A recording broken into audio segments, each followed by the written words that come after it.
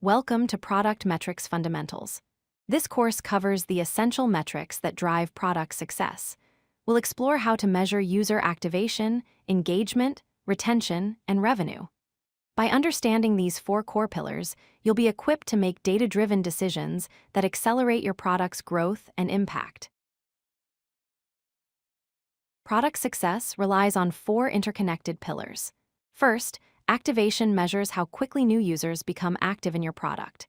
Second, engagement tracks how deeply users interact with your features day to day.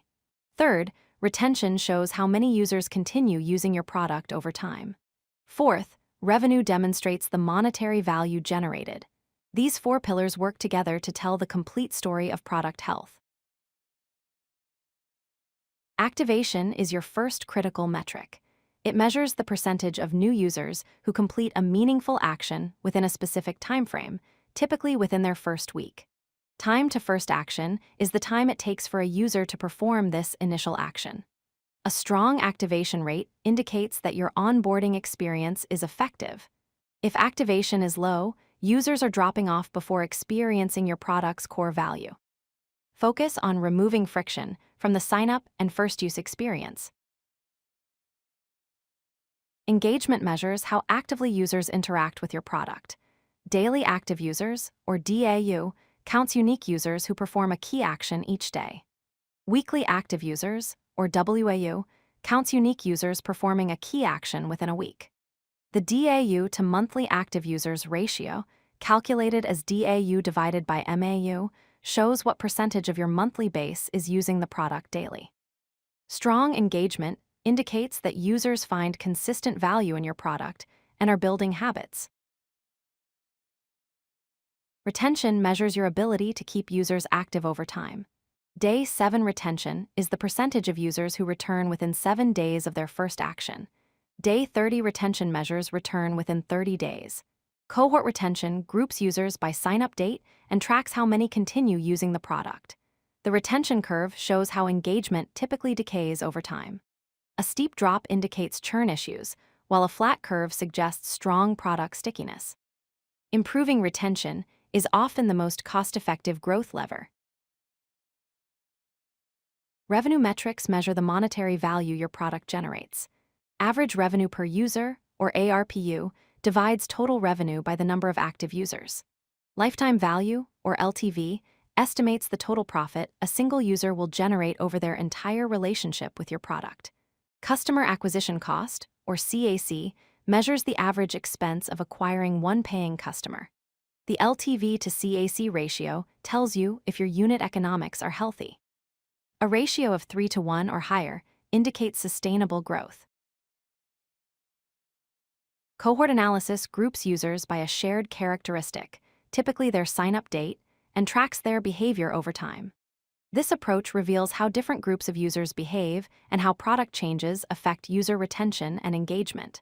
By comparing cohorts, you can see if newer users are more engaged than older users, indicating product improvements.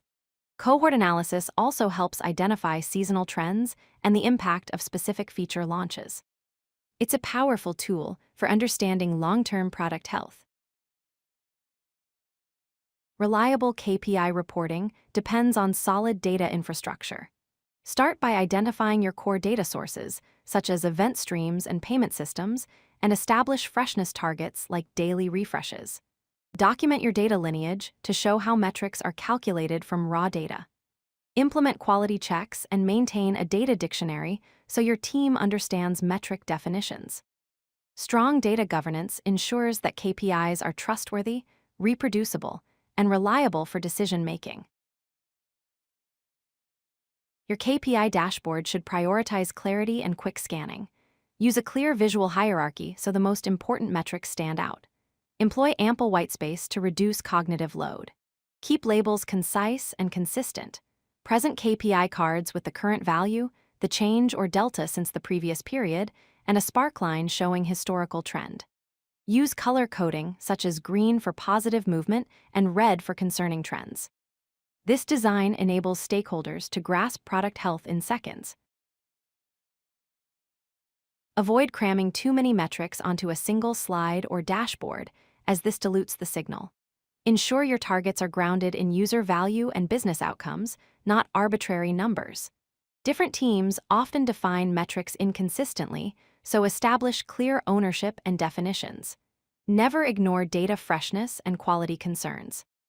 Best practices include focusing on a single KPI story per slide, defining clear target states with visual cues, documenting data lineage and ownership, and automating data pipelines with validation checks to maintain data integrity.